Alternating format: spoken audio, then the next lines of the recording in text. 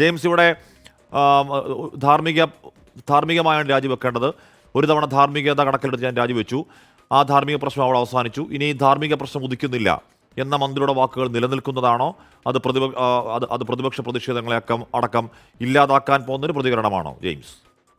ഹാഷ്മി, അത് ഒരു ധാർമ്മികത, ഒരു സമയത്ത് ധാർമ്മികത, പിന്നെ വരുമ്പോൾ ധാർമ്മികത ഇല്ല എന്ന് ഒരു മന്ത്രിക്ക് പറയാൻ പറ്റുമോ? ഒരു പൗരന് പറയാൻ പറ്റുമോ?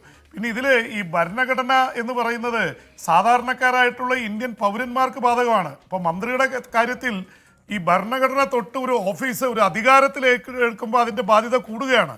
അപ്പോൾ അതുകൊണ്ട് ഭരണഘടനയ്ക്കെതിരെ നിന്ദ്യമായ ഭാഷയിൽ സംസാരിക്കുമ്പോൾ സ്വാഭാവികമായിട്ടും ആ സ്ഥാനത്തിരിക്കാൻ അർഹനല്ല എന്നുള്ള തരത്തിലാണ് കോടതിയുടേത് വന്നിരിക്കുന്നത്. പ്രത്യേകിച്ച് ഇപ്പം മന്ത്രിക്ക് മന്ത്രിയുടെ വാദം പറയാം, എൻ്റെ ഭാഗം കേട്ടിട്ടില്ല, ഇതിൻ്റെ മെറിറ്റിലേക്ക് കടന്നിട്ടില്ല. പക്ഷേ പാർട്ടിയെ സംബന്ധിച്ചിടത്തോളം, ഭരണത്തിലിരിക്കുന്ന അല്ലെങ്കിൽ സർക്കാരിനെ സംബന്ധിച്ചിടത്തോളം സർക്കാരിന് ഇതിൽ വെറും ഒരു നിയമത്തിൻ്റെയോ സാങ്കേതികതയുടെയോ പേര് പറഞ്ഞ് നിൽക്കാൻ കഴിയുമോ എന്ന് സംശയമുണ്ട്.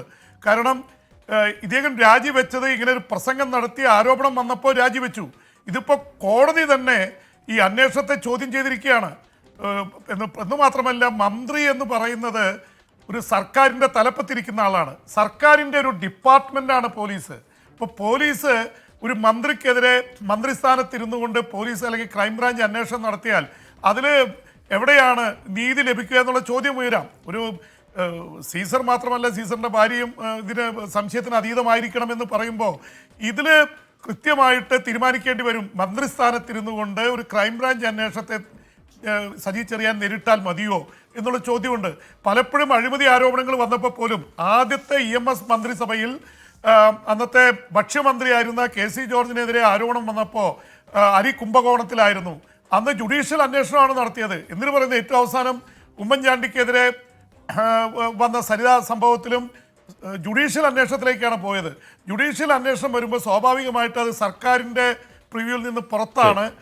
അവർ സർക്കാർ ഡിപ്പാർട്ട്മെൻ്റ് അല്ല അന്വേഷിക്കുന്നത്. CBI ആണെങ്കിലും സംസ്ഥാന സർക്കാരിൻ്റെ കീഴിലല്ല. അതുകൊണ്ട് CBI അന്വേഷണം ആവശ്യപ്പെടുന്നതിൽ തെറ്റില്ല.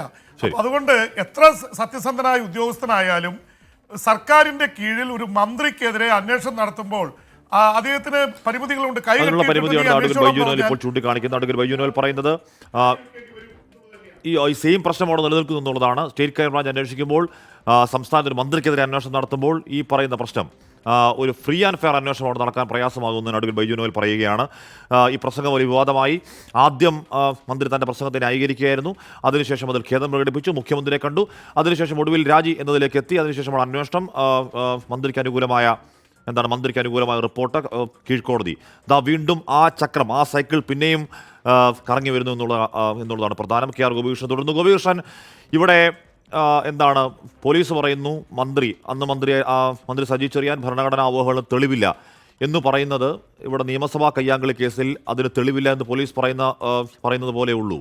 തൻ്റെ പ്രസംഗം വളച്ചൊടിച്ചതാണെന്നും താൻ ഭരണഘടനയുടെ ശാക്തീകരണമാണ് ലക്ഷ്യമിട്ടതെന്നും മന്ത്രി പറയുന്നതും ഈ പറയുന്ന കുന്തവും കുടച്ചക്രവും ഉൾപ്പെടെയുള്ള പ്രസംഗം കേട്ടവരെ പ്രഥമദൃഷ്ട്യാ പോലും ബോധിപ്പിക്കാൻ കഴിയുന്ന വാദമല്ല.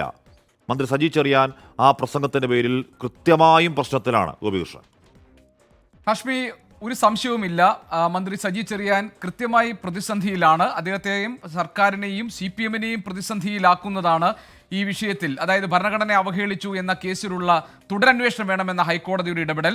ഇതിലിപ്പോൾ അല്പം മുൻപ് ഇതിലെ ഹർജിക്കാരനായ അഡ്വക്കേറ്റ് ബൈജു നോയൽ പറഞ്ഞതിലെ പ്രധാനപ്പെട്ട കാര്യം, എന്തുകൊണ്ടാണ് കോടതി ഇക്കാര്യത്തിൽ ഒരു തുടരന്വേഷണത്തിന് തീർപ്പുണ്ടാക്കിയത്? അതിൽ പ്രധാനപ്പെട്ട കാര്യം പോലീസിന്റെ അന്വേഷണത്തിലുണ്ടായ വീഴ്ചകൾ എണ്ണി പറഞ്ഞുകൊണ്ടാണ്. ഫ്രീ ഫെയർ സയന്റിഫിക് ഇൻവെസ്റ്റിഗേഷൻ, സ്വതന്ത്രവും നീതിപൂർവവും ശാസ്ത്രീയവുമായ അന്വേഷണങ്ങൾ, പരിശോധന ഈ വിഷയത്തിൽ നടന്നിട്ടില്ല. അതിൽ പ്രാഥമികമായി ഈ അന്വേഷണത്തിൽ ആവശ്യമായതായിരുന്നു സജി ചെറിയാൻ നടത്തിയ പ്രസംഗത്തിന്റെ ദൃശ്യങ്ങളും അതിന്റെ ശബ്ദരേഖയും ശാസ്ത്രീയ പരിശോധനകൾക്ക് വിധേയമാക്കുക എന്നത്.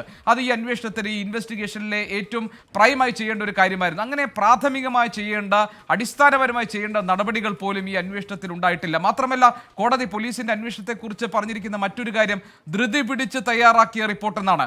അപ്പോൾ ധൃതി പിടിച്ചൊരു അന്വേഷണ റിപ്പോർട്ട് തയ്യാറാക്കുമ്പോൾ അതിൽ ആരോപണം നേരിടുന്നയാളെ സംരക്ഷിക്കുക എന്ന ഒരു ദുരുദ്ദേശം അതിന് പിന്നിലുണ്ട് എന്ന് നമുക്ക് ആരോപിക്കാവുന്നതാണ്. മറ്റൊന്ന്, ഇതിലെ വിറ്റ്നസ് സ്റ്റേറ്റ്മെന്റ്, ഇതിലെ സാക്ഷിമൊഴികൾ, ശരിയായിട്ടുള്ള സാക്ഷിമൊഴികൾ മാധ്യമപ്രവർത്തകരുടേതടക്കം രേഖപ്പെടുത്തിയിട്ടില്ല. മറിച്ച് രേഖപ്പെടുത്തി റിപ്പോർട്ടിൽ ഉൾപ്പെടുത്തിയ മൊഴികളാകട്ടെ അവിടുത്തെ കേഡറുകളുടേതാണ്, പാർട്ടി പ്രവർത്തകരുടേതാണ്. ഒരു തരത്തിലും സജി ചെറിയാനെ ബുദ്ധിമുട്ടിലാക്കാത്ത അനുകൂലമായി നിൽക്കുന്ന മൊഴികൾ രേഖപ്പെടുത്തി. അങ്ങനെ എല്ലാ തരത്തിലും പോലീസ് നൽകിയിരിക്കുന്ന റിപ്പോർട്ട് അത് സജി ചെറിയാൻ എന്ന കുറ്റാരോപിതനായ ആളെ, അല്ലെങ്കിൽ ഭരണഘടനാ അവഹേളനം നടത്തിയെന്ന ആരോപണം നേരിടുന്ന മന്ത്രി പദവിയിൽ ഇരിക്കുന്ന സജി ചെറിയാന് സംരക്ഷണം ഒരുക്കുന്ന, അദ്ദേഹത്തിനെ കുറ്റവിമുക്തനാക്കുന്ന, അദ്ദേഹത്തിന് സ്വതന്ത്രനായി പുറത്തു വരാൻ കഴിയും പാകത്തിലുള്ളതാണ്. അതുകൊണ്ട് അദ്ദേഹത്തെ സംരക്ഷിക്കുന്ന തരത്തിലുള്ള വിവരങ്ങൾ ഉൾപ്പെടുത്തിക്കൊണ്ട് ഒരു റിപ്പോർട്ട് നൽകുന്നു. അത് ധൃതി പിടിച്ച ഒരു അന്വേഷണ റിപ്പോർട്ട് പോലീസ് നൽകുന്നു.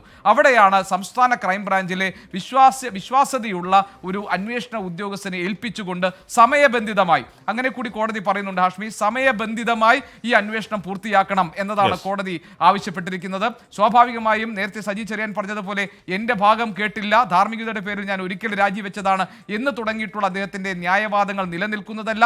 ഈ കേസിന്റെ മെറിറ്റിലേക്ക് പോയിട്ടുണ്ടോ എന്ന് ചോദിച്ചാൽ ഇങ്ങനെയൊക്കെ സംവാദമാകാം ഭരണഘടനയെക്കുറിച്ച്, പക്ഷേ ഈ തരത്തിൽ അവഹേളിക്കുന്ന തരത്തിൽ പരാമർശങ്ങൾ നടത്താമോ, അത് ഏതെങ്കിലും ഒരു പൗരന് സാധ്യമാണോ എന്ന് കോടതി ചോദിക്കുന്നതിലൂടെ ഈ കേസിലെ അന്വേഷണത്തിൽ ആവശ്യമായിട്ടുള്ള വിഷയത്തിന്റെ മെറിറ്റിലേക്ക് കൂടി കോടതി കടന്നുകൊണ്ടാണ് ഇതിൽ സമഗ്രമായ ഒരു അന്വേഷണം, നീതിപൂർവമായ ഒരു അന്വേഷണം, പരിശോധനയും ആവശ്യമാണ് എന്ന് കോടതി ഒരു തീർപ്പിലെത്തിയിരിക്കുന്നത്. ഇനി CPM-ന്റെ സംസ്ഥാന നേതൃത്വം ഈ വിഷയത്തിൽ എന്ത് നിലപാട് സ്വീകരിക്കും എന്ന് നമുക്ക് കാത്തിരിക്കാം. എല്ലാ ഡയമെൻഷനും അപ്പുറം കോടതി പ്രാഥമികമായി പറയുന്നത് അന്വേഷണം ഒന്ന് പൂർത്തിയാക്കൂ എന്ന് പറയുകയാണ്. എന്ന് പറഞ്ഞാൽ വെച്ച റിപ്പോർട്ട് പൂർത്തിയായ അന്വേഷണ റിപ്പോർട്ടല്ല എന്ന് തന്നെ കോടതി പരോക്ഷമായി പറയുന്നു. അതിന് കാരണമായി പറയുന്നത് ഈ പറഞ്ഞ ശാസ്ത്രീയ തെളിവുകൾ, ശബ്ദപരിശോധനയുടെ റിസൾട്ട്, പെൻഡ്രൈവിൻ്റെ അടക്കം, CCTV അടക്കം ഫോറൻസിക് പരിശോധന, അന്വേഷണ റിപ്പോർട്ട് വെക്കുമ്പോൾ ഇതൊക്കെ വരണം. ഈ റിപ്പോർട്ടൊന്നും അതിൽ വെച്ചിട്ടില്ല, പിന്നെ അന്വേഷണം അങ്ങനെ പൂർത്തിയാകും എന്ന ഏറ്റവും നിയമപ്രകാരമുള്ള ഏറ്റവും പ്രാഥമികമായ ചോദ്യം കൂടി കോടതി അക്കാര്യത്തിൽ ചോദിക്കുന്നുണ്ട്. പ്രധാനമാണ്.